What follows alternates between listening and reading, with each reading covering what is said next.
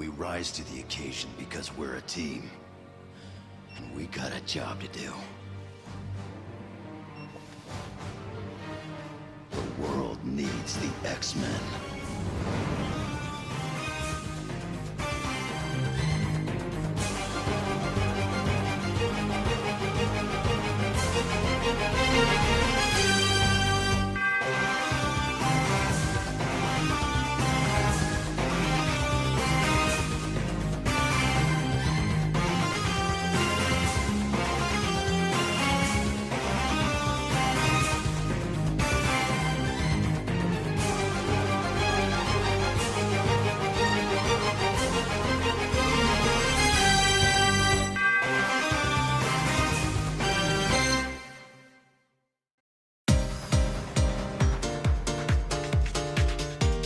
X-23 é uma personagem recente dentro do cânone dos X-Men.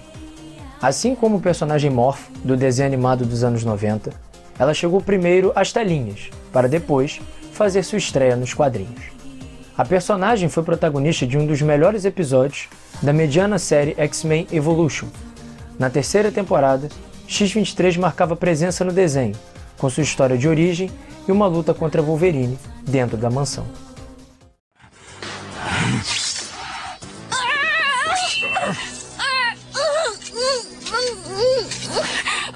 Não, eu sou uma vítima igual a você. Eu sou a única pessoa neste planeta que entende você.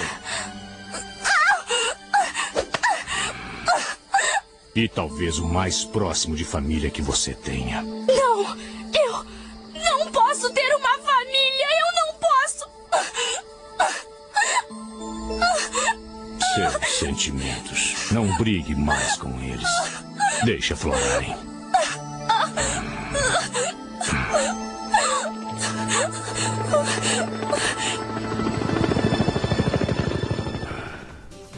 Depois do episódio com seu próprio nome, Alvo X chegaria, com ela se juntando a Wolverine para enfrentar o Ômega Vermelho. Esse episódio está longe de ter o brilhantismo do primeiro, mas traz alguns momentos interessantes da personagem. Eles estão nos atraindo. É uma armadilha e estamos caindo nela. Não sabe do que está falando. Se chama experiência, criança. Tá errado e para de me chamar de criança. Tem que confiar em mim. Me deixe ajudar você. Ninguém pode me ajudar. Nem você, nem ninguém. O único modo de me libertar é... A Hydra e a SHIELD só vão parar de me perseguir se eu morrer. Criança, você e eu passamos pelas mesmas coisas. E mesmo que tenham acabado com as minhas lembranças, eu provo que você pode superar isso. Eu queria poder apagar as lembranças. Personagens ditos lendários dos quadrinhos geralmente têm um tempo de estrada, por assim dizer, longo. Mas X-23, mesmo com menos de 20 anos de criação, encantou fãs e teve uma ascensão meteórica. Os quadrinhos demonstraram isso, com ela ganhando uma série solo em 2010, poucos anos depois de sua criação. Adaptações para outras mídias também não faltaram. Além de X-Men Evolution, ela também apareceu no excelente Wolverine dos X-Men e em vários jogos de videogame que contavam com personagens da Marvel. Porém, provavelmente sua participação mais famosa em uma adaptação foi o filme Logan.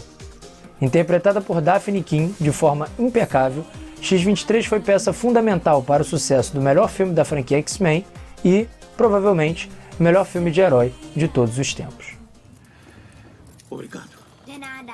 Tá. Sabe falar? Sabe falar? Cacete. E por que, cacete? Que palhaçada foi essa nos últimos 3.000 quilômetros? Espera que hable contigo se me insultas. Se me gritas, tratas de Cala a boca, cala a boca, cala a boca, cala a boca, porra! Jonah. Nos quadrinhos, X-23 viveu anos dourados, já no começo, especialmente com as minisséries de origem Inocência Perdida e Alvo X. Depois, ingressou às equipes New X-Men e X-Force, com participações marcantes, especialmente na X-Force. Porém, a escalada da personagem sofreu um duro golpe. Na sua primeira série regular solo, já não conseguiu ter o mesmo fôlego.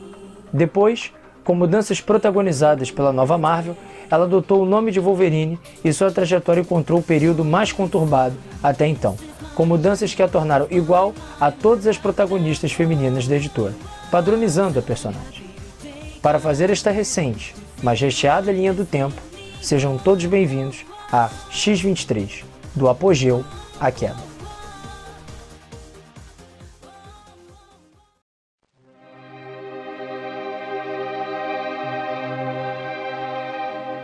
A primeira aparição de X-23 nos quadrinhos aconteceu na minissérie NYX. A HQ, escrita por Joe Quesada e desenhada por Joshua Middleton, traz uma ideia bacana e diferente. Mutantes que vivem uma vida anônima e lidam com problemas como preconceito, bullying e família. A protagonista é a jovem Kiden, que tem o poder de parar o tempo.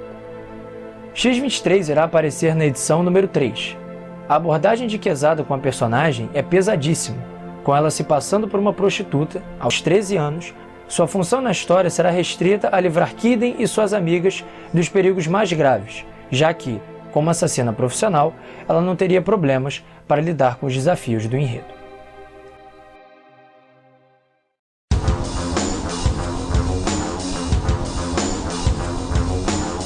Pouco tempo depois, X-23 ganharia sua primeira minissérie solo. Inocência Perdida chegava em 2005, com os autores Craig Kyle e Chris Yost, que escreviam para os desenhos animados da Marvel.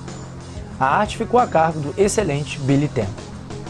Dois personagens são centrais à trama, Xander Rice e Sarah Kinney. Xander Rice é motivado a participar do Arma X porque seu pai também trabalhou no programa e foi morto por Wolverine. Além disso, os autores trazem dramas pessoais ao doutor. Ele tem um filho com a mulher de seu chefe e grande amigo, Martin.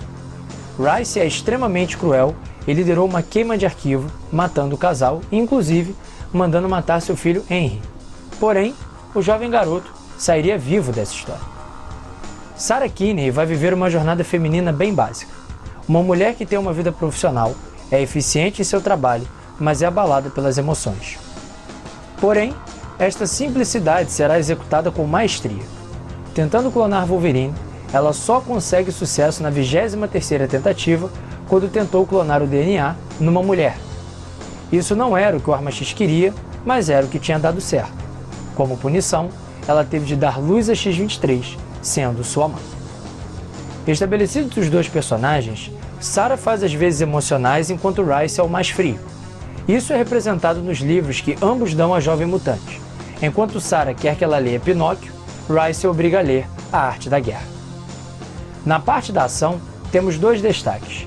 X-23 matando seu sensei é a introdução a um aspecto interessantíssimo da personagem, o gatilho de cheiro. Durante sua programação, ao sentir o cheiro de seu alvo, X-23 ativa uma fúria incontrolável que só cessa ao derrotar seu inimigo. Outra cena de ação digna de destaque foi o ataque ao presidente dos Estados Unidos, Greg Johnson. O nome foi escolhido de forma estratégica, já que Greg é amigo de Kyle e Yoshi e trabalharam juntos nos desenhos da Marvel. A abordagem da cena é fantástica, com o X-23 se passando por uma garotinha deficiente e chorona, até que engana todos, com sua fofura se transformando em violência. Xander Rice tentou matar X-23, mas ela consegue voltar viva. A arma dele é sim eficiente. Sarah tenta salvá-la e pede para que X-23 vá até alguém de sua família. O problema é que Sarah é descoberta e sua vida se complica. Ela arma uma fuga que acarreta no assassinato de Xander Rice. O doutor, porém, tinha uma contingência e ativa o gatilho de cheiro, cujo alvo é Sarah Kinney. O fim da doutora é iminente e, nas suas últimas palavras, dá o nome à sua filha, Laura. A arte de Billy Tan é fantástica. O artista homenageou a Arma X original no último número da minissérie, além de fazer excelentes cenas de ação. Um estilo que marcou, apesar dele ter mudado bastante ao longo dos anos, mas mantendo sua qualidade. Inocência Perdida foi apenas a primeira HQ solo de X-23, mas, tranquilamente, é sua melhor. A qualidade da obra surpreende, já que Kyle e Yost eram recém-chegados aos quadrinhos, mas sabiam a essência do que era X-Men e a incorporaram à história. Cuidado com os personagens, drama e, claro, muita ação. Uma obra-prima, obrigatória.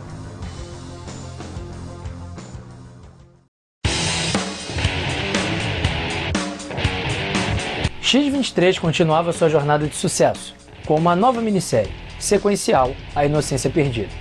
Alvo X contava com os mesmos escritores, a dupla Kyle e Yost, e com arte do artista definitivo de X-23, Mike Choi. O tom brutalmente violento está mantido, mas agora teremos uma HQ com mais cara de super-herói. Os primeiros contornos de personalidade de Laura Kinney surgem neste quadrinho. Ela ganha uma nova família, com Debbie e Megan, mãe e filha, parentes da falecida doutora Sarah Kinney. Megan é também colega de escola de Laura, criando ali um laço de amizade que seria até então sua segunda demonstração de maior carinho com alguém, sendo a primeira com sua mãe. Apesar disso, a personalidade seca ainda é mantida, especialmente lidando com os professores da escola. Num desses momentos, Laura corrige o professor, demonstrando conhecer mais do que ele, graças aos estudos no tempo de Arma X. A tal cara de super-herói está presente no roteiro. O rei do crime quer X-23 de volta, trabalhando para ele. Ele procura funcionários do novo Arma X para tentar capturá-lo. Num dos esforços, ele faz com que o gatilho de cheiro seja ativado, com Megan e Debbie sendo os alvos. Porém, ela consegue heroicamente resistir ao gatilho e matar Desmond, o capanga que havia executado o plano. Essa HQ também realiza um retcon, adicionando Kimura à origem de X-23. Kimura é daquelas vilões feijão com arroz, fala grosso, arrogante e muito mais capaz de vencer Laura do que o contrário. Ela é imune a ferimentos com adamantio e tinha uma única função, bater em X-23. Ela acaba derrotada na história, mesmo levando a melhor na maioria dos encontros. A história também conta com a participação de personagens do universo Marvel. Wolverine surge ao final, X-23 quer matá-lo e acabar com tudo. Logan aceita isso, mas demonstra conhecer bem a mente da garota e tudo que ela passou, até que, passivamente, a convence de que não é a melhor coisa a se fazer. O Capitão América queria julgá-la por ter matado o presidente, sim, aquele mesmo de Inocência Perdida, mas o advogado Demolidor, com apoio de Wolverine, consegue livrar a jovem Laura de uma acusação. A escolha de Capitão como julgador e Wolverine e Demolidor como salvadores foi absolutamente perfeita. Por fim, Mike Choi. A arte é absolutamente fantástica, das capas às internas. As cores combinaram perfeitamente com o estilo do artista, que tem um capricho enorme nas cenas de ação, algumas delas dignas de pôster. A forma como ele representa a frieza de X-23 frente às pessoas que a circundam são dignas de aplauso. Alvo X é uma HQ digna de ser sucessora de Inocência Perdida, e para mim, o segundo melhor trabalho solo de X-23.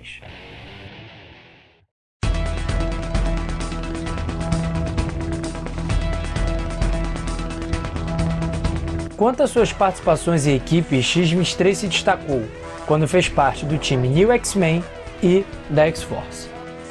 New X-Men foi uma série regular da Marvel que começou em 2004, com Christina Weir e Nunzio De Phillips. Porém, após a saga de Dinastia M, que tirou os poderes de milhões de mutantes ao redor do mundo, a dupla Kyle e Yost assumiu o título da edição 20, indo até o fim na 46.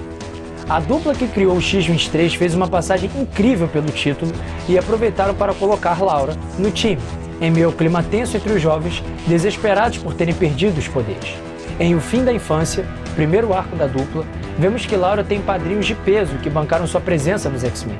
Ciclope e Wolverine colocaram Emma Frost em seu lugar, haja vista que a ex-membro do Clube do Inferno era contra a entrada dela na equipe. Mas Emma tentaria boicotar X-23. Ela resolve fazer um teste para ver quem ficaria no time, considerando que a mansão estava muito cheia de mutantes graças à crise de Dinastia M. Então, após o confronto, 7 mutantes, Pó, Faísca, Mercury, Elixir, Pedreira, Satânico e X-23 foram os vencedores. X-23 foi mais digna do que nunca, pois Emma trapaceou a sala de perigo para que ela perdesse, mas sem sucesso. No segundo arco, Cruzada, Wolverine e Ciclope têm uma fala fortíssima, logo após a morte de 198 mutantes que saíram da mansão num ataque terrorista.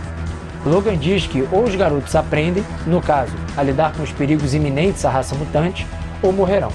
Ciclope o indaga. E os responsáveis? Logan diz que eles morrerão também. E Ciclope complementa. Tudo bem pra mim. Aqui, Laura faz um belo estrago com os purificadores, trocando de lugares com Pó e confundindo os vilões. Kimura, a punidora de X-23, também enfrentará a jovem equipe. A mutante Mercury é seu alvo e Laura conta com a ajuda de Satânico para vencê-la. X-23 vive aqui mais uma vez uma tentativa de ser humanizado. Kaio e Yoshi agora apostam no romance com Satânico. Aqui, faço uma crítica. Acredito que isso não tenha ajudado a personagem. Satânico acabou, ao meu ver, rebaixando o X-23 enquanto personagem. Ela sempre é salva por ele e isso reduz a possibilidade de suas capacidades de luta. Estamos falando da clone de Wolverine, afinal de contas. Talvez o maior erro aí tenha sido Satânico derrotar Kimura com extrema facilidade, já que Kimura detonava o X-23 em seus confrontos. Apesar desses problemas, no geral, a entrada dela funcionou por um motivo: sua personalidade seca. Frente a adolescente e cheio de paixões e defeitos, a fria assassina X-23 ficou como uma personagem especial dentro do time por ter um comportamento mais adulto do que a ampla maioria dos outros mutantes.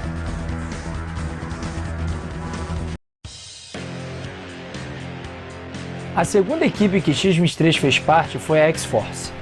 Como descrever esta equipe de mutantes com sangue frio suficiente para assassinar seus adversários? Como a melhor coisa dos X-Men nos anos 2000. Apenas isso. Com os mutantes cada vez mais ameaçados, Ciclope montou um time para lidar com problemas futuros da raça mutante e a liderança ficaria a cargo de Wolverine, que mata, sim, mas tem, pelo menos, um certo senso moral, especialmente se comparado ao resto do time, com personagens instáveis como Arcanjo e Lupino. X-Force é violência pura, aliada a ótimas histórias. E mais uma vez, Kaio e Yost, criadores de X-23, escrevendo. Sem dúvida, uma fase de ouro para a dupla. Clayton Crane divide com Mike Choi a arte, e ambos combinam perfeitamente com o tom sombrio e violento das histórias. Wolverine e Ciclope discordaram da presença de X-23 no time. Logan queria poupá-lo de violência, mas ela já estava até trabalhando para Ciclope, o que fez Wolverine agredi-lo, mas aceitar a adolescente na equipe. Por falar nela, algo a ser considerado. Com exceção de NYX, a personagem veio sendo trabalhada em sequência pela dupla Kaio e Yoshi. Ou seja, consistência é a palavra-chave. A personagem evoluiu de acordo e sempre com histórias violentas e sérias. X-23 brilha nesse clima sombrio. Além disso, outro ponto fundamental é seu lugar no time. Destaquei que em New X-Men ela era personagem seca, mais adulta que os demais e mais brutal. Aqui temos um time de assassinos, com Apache, Lupina, Arcanjo, Wolverine e outros personagens que entraram depois. Então, como que X-23 seria um diferencial? Pois bem, ela é a única no time que realmente abraça seu lado assassino por completo, não tendo qualquer pudor em tomar uma atitude. Algo que gerou entre ela e Wolverine um atrito no decorrer da história. O arco onde Laura mais se destaca é o que volta com Kimura, já velha conhecida. Ela perde seu braço e vai parar nas mãos do Arma X, que a transformou na máquina de matar que é. Ela enche o lugar com gatilhos de cheiro para destruir todos aqueles que fizeram dela quem ela é. E sem um braço. Simplesmente fantástico.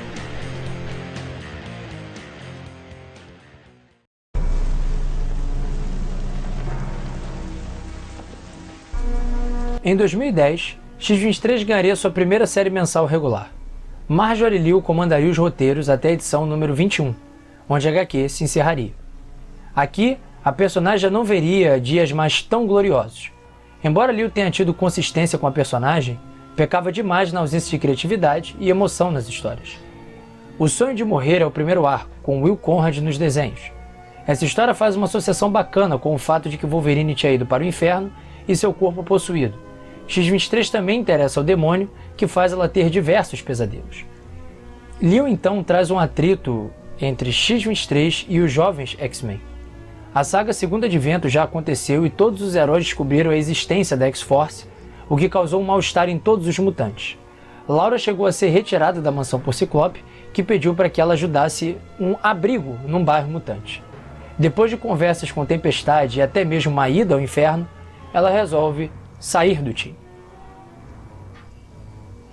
Canções para Crianças Órfãs é o segundo arco. Will Conrad se mantém na arte, embora conte com a ajuda de outros artistas. Aqui, já vejo o erro de Liu na participação de Gambit. Ele literalmente é um sidekick de X-23, o que atrapalha e muito as histórias. Gambit já prejudica o tom X-23, por assim dizer, porque é um personagem de bem com a vida, que faz muitas piadas, e na minha visão, já esgotou muita coisa em termos de potencialidade na franquia X-Men. Esse será um erro recorrente nesta HQ. Se a revista é de X-23, onde estão os vilões originais? Por que ela não trilha seu caminho sozinha? Parece mais um X-23 team-up do que qualquer outra coisa. O arco envolve a Senhora Sinistra, que criava crianças no subterrâneo. A ideia era que Sinistro, que estava em um corpo de mulher, trocasse a sua mente para o corpo de Laura e se tornasse a arma perfeita. Porém, Laura consegue recusar essa troca. Soluções rápidas e personagens nada carismáticos fizeram com que a história ficasse devendo, e muito. Colisão é um arco onde X-23 faz crossover com Daken. O arco envolve uma localidade velha conhecida da franquia mutante, especialmente de Wolverine, Madripoor. Aqui, Gambit até veio a calhar, pois a história mostra que ele já tem um relacionamento de longa data com Tigre, a chefe do crime de Madripoor, e também empregadora de Wolverine, lá naquela época dos anos 80. O arco em si coloca X-23 e Daken em conflito, porque Daken está tentando controlar o crime de Madripoor a mando de Malcolm. No fim, o plano sai pela culatra e a roteirista não consegue estabelecer uma semelhança entre Daken e Laura de uma forma que possamos simpatizar com os dois. O número 10 começa com um mini arco onde Laura e Jubileu irão se conhecer. Temos uma forte cena com X-23 tentando se matar. Ela tem profundas dificuldades para lidar com quem ela já matou. Ironicamente, Wolverine também viveria um momento assim com Jason Aaron, ao ser confrontado com o assassinato de seus filhos por suas mãos e todos aqueles que, de alguma forma, foram afetados por suas ações. Não vi algo positivo no contato entre Jubileu e Laura, além de termos uma cena bem vergonha alheia de Jubi mordendo Laura, já que ela havia virado uma vampira, para descobrir sobre seu passado. Era melhor ter elaborado a aproximação numa boa cena de conversa do que feito essa bizarrice. Nesse pequeno arco, o ponto mais interessante foi ver X-23 confrontar seus amigos sob o efeito do gatilho. Com a entrada de Phil Noto, temos duas histórias de Laura com a Fundação Futuro que, ao meu ver, são bem fracas também. A personagem passa por momentos mais humanos, como ser babá dos filhos de Reed e Sue, mas a presença de personagens fora do mundo X-Men não fizeram bem as histórias. Para coroar, Phil Noto fez um trabalho fraco na arte, muito ruim em expressões faciais e ação. Uma pena. Os dois últimos números fecham com Laura seguindo seu próprio caminho e não escolhendo lado após a divisão da equipe por dissidência de Wolverine. Pode-se falar tranquilamente que a personagem estagnou. Marjorie Liu não trouxe gás para sustentar uma mensal e isso teria consequências. A personagem amargaria atuações apagadíssimas em Academia Vingadores e Novíssimos X-Men. A seriedade e violência das histórias passadas não está presente aqui, com exceção do primeiro arco, e a participação de terceiros da Marvel, como a Fundação Futuro, não acrescentaram absolutamente nada.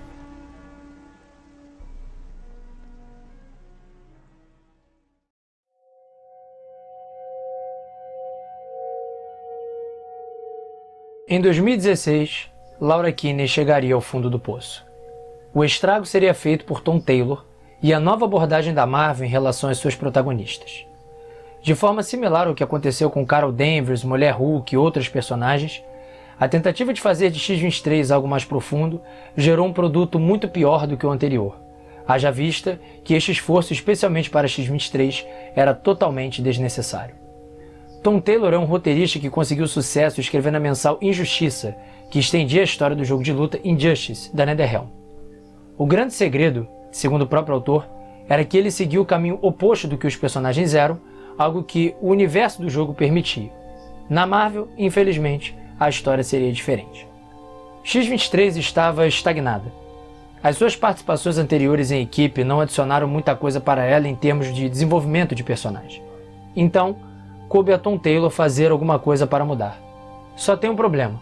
Ele mudou onde não deveria, e repetiu ideias onde deveria de fato mudar.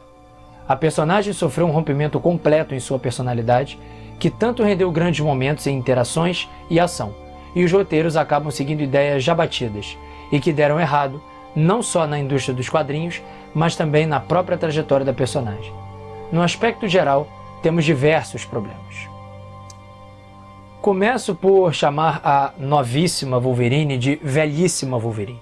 Por quê? Diversas histórias de Laura nessa sua nova era são uma reciclagem de histórias ou de Wolverine ou dos X-Men. Não só enredos, mas até mesmo recursos narrativos. Alguns arcos copiam só o nome e ideia, como Inimiga do Estado, onde Laura é caçada por crimes cometidos, mas ainda assim extremamente incipiente se comparada à explosiva 6 partes de caça do universo Marvel Wolverine na história original, e Velha Laura, uma verdadeira vergonha, figurando entre as piores no mundo pós-apocalíptico que não tem nada de interessante. Algumas vão direto na fonte. O primeiro arco com os clones de Laura traz o mesmo conceito da primeira história de Jason Aaron em Wolverine Arma X, Os Homens de Adamantium, que também envolve clones de Wolverine, só que tunados. A Guarda Negra tem garras mais destrutivas, enquanto as clones de Laura não sentem dor. Outra história muito similar são Os Órfãos do X, que é exatamente a mesma coisa da mensal de Wolverine, também conhecida por ser o volume 4, do personagem, onde diversas pessoas afetadas por seus assassinatos querem matá-lo. A diferença fica que lá foi psicológico, aqui foi mais direto. A de Aaron parecia uma fanfic, a de Taylor é ainda pior. E para não ficar só nas histórias, que tal falar de Gabi, nossa queridíssima Jubileu pós-moderna? Uma personagem completamente fora do padrão de X-23, mas que estava lá. Paciência. Para quem segue Legado, bastante desrespeito. O erro nessa questão do legado já começa com essa história de que o Wolverine deixa legado. Isso não tem nada a ver com o feitio do personagem. Então, Laura resolve fazer um cosplay dele nessa fase. Mas Tom Taylor não perde tempo em fazer um belo lacre, se é que podemos dizer, de Laura para cima de Wolverine, seja diretamente ou indiretamente, via Gabi. Cenas não faltaram. Wolverine pedindo desculpa por ser quem é, cena de Laura dando uma escovada em Wolverine no tie-in de Guerra Civil 2, a história one-shot Marvel Generations The Best, que é um verdadeiro ódio a Laura e uma fritada em Wolverine, e Gabi zoando Wolverine por ser machão e usar roupas comuns, sendo Laura mais inteligente e usando armaduras. O tom sombrio se foi.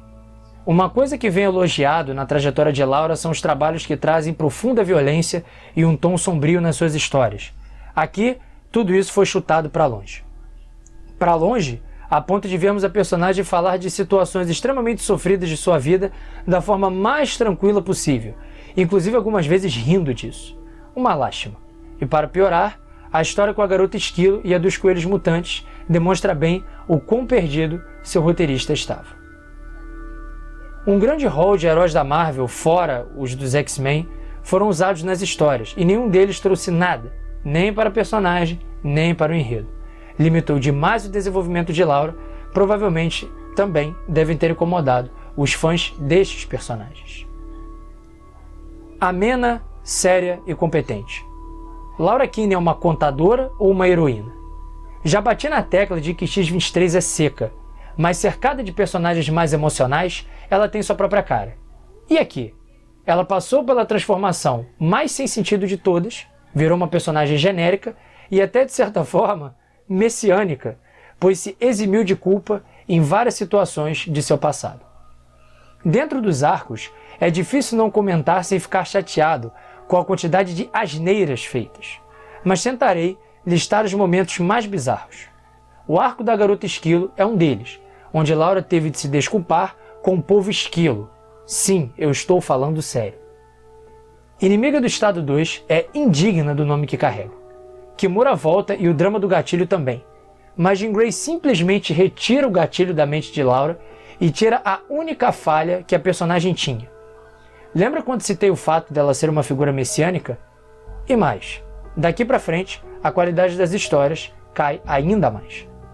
O arco imune traz a bizonha ideia de que um vírus alienígena só pode ser erradicado com fator de cura. Para isso, os infectados devem encostar na pele de Laura e passar o vírus para ela, para que o fator de cura destrua. As imagens falam por si só em relação a Messias Kinney. E claro, não poderia faltar uma piadinha com o atual presidente americano Donald Trump. Órfãos do X é um outro arco que é um desastre. Além de ser uma ideia copiada de outra ideia ruim, desperdiça um potencial enorme. Quem busca vingança é Henry Rice, filho de Xander Rice, morto por Laura em Inocência Perdida. Obviamente que no final, ele teria de ser envergonhado por armar tudo e, claro, a Messias Laura Kinney convencer os vilões partindo de uma mulher, claro, a namorada de Rice, para evitar todo o problema. Não contente em fazer histórias péssimas, Tom Taylor nos brinda com as duas piores, sendo as duas últimas. Uma delas realiza um retcon no assassinato de X-23 ao presidente Greg Johnson, que teria sido a mando de um lobista neonazista. Então, Laura e sua amiga vão derrotá-los com botas de pisar em nazistas. Sim, é isso mesmo. Por fim, a velha Laura. Uma história que fecha a mensal de forma desastrosa. O futuro alternativo é terrível, com Laura controlando Madripoor, Gabi fazendo o papel de X-23 e até mesmo América Chave sendo o Capitão América do futuro. Esquecível para pegar leve. Além de uma escrita desastrosa, nenhum artista fez um trabalho minimamente decente aqui. David Lopes acabou sendo menos ruim nos primeiros arcos, mas com um detalhe estético questionável nas bocas das personagens. Juan Cabal tem sérios problemas de anatomia, não sabendo desenhar um super-herói com as proporções adequadas, e além disso é um desastre nas expressões faciais. Ramon Rosanas fez a arte de velha Laura e demonstrou ter zero habilidade para a criação de uniformes e visuais das personagens. E, fechando com o pior, Morissette Fan e a Laura Kinney, similar ao Charlinho de Hermes e Renato. Numa tentativa de se desculpar com os fãs mais experientes que estavam insatisfeitos com as trocas de identidades de seus personagens favoritos, a Marvel lançou uma série de quadrinhos chamado Generations, onde os clássicos se encontrariam com os novos. Porém, a real é que os personagens clássicos foram escritos para dizer a todos os leitores que os novos eram melhores do que eles, e com Generations The Best, que é com a novíssima Wolverine e o Wolverine de verdade, também não foi diferente. Durante toda a história, temos um roteiro pobre, ao ponto de Wolverine nem perguntar quem é aquele clone dele que está ali brigando com ninjas. Tudo é para colocar Wolverine para baixo. Ela é cirúrgica, ele não. É machismo ele salvar ela por instinto, algo super comum e característico de Wolverine, seja com homens ou mulheres. Dente de Sabre, o inimigo mais perigoso de Wolverine, é facilmente derrotado por Laura, realçando a incompetência de Logan. Aliás, sua filha adotiva estava nas mãos de um assassino e é Laura, não Logan, que age primeiro. No fim, para completar, Wolverine pedir desculpas a Laura é em total desacordo com o personagem. Depois de ouvir ela esbravejar com ele, com certeza Logan a mandaria a merda, assim como eu mandei Tom Taylor ao ler essa história. A pior coisa sobre esse quadrinho de Wolverine mulher é que o escritor não entende a personagem de Laura. O título de Wolverine nunca representou algo necessariamente heróico, e sim trágico. Logan perdeu tudo, sua vida foi tirada dele, e o título de Wolverine é tudo que resta. É uma lembrança do fato de que ele não era nada mais do que um animal que teve sua vida roubada dele. Até os filmes entenderam isso, por isso o último se chama Logan, porque é um resgate da sua humanidade. Laura foi criada em situação similar, contudo, ela deveria imitar Wolverine, não Logan, ou seja, o conceito de arma. Sua maldição era que ela deveria ser uma casca, que lembrava a casca do homem. A história de vida dela deveria fugir do título de Wolverine e durar com o título X-23. E assim como Logan, escolher um nome e identidade dela. Esse quadrinho, a novíssima Wolverine, nunca entendeu isso, e foi uma falha desde o começo.